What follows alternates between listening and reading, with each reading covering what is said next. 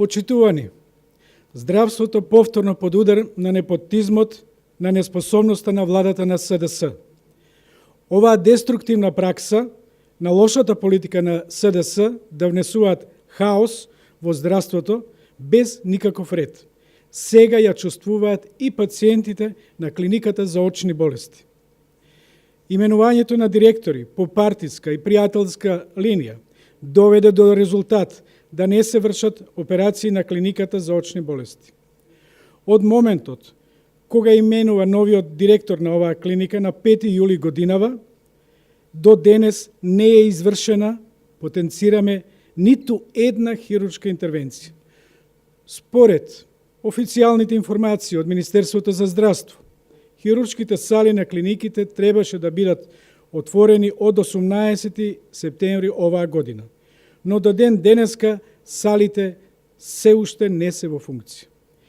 Државниот здравствен систем, наместо да работи во корист на граѓаните за да заштедат на трошоци за своето здравје, Татеши ги принудува пациентите да се оперираат на приватни клиники.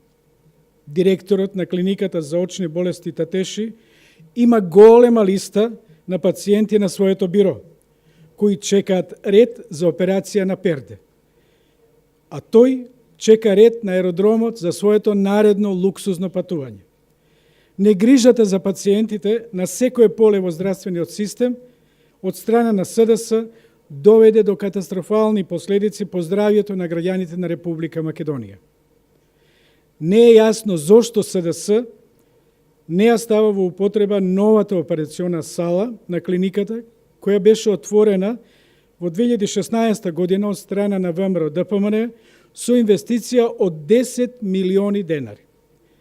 Го повикуваме Татеши да даде одговор зошто не работи операционата сала на клиниката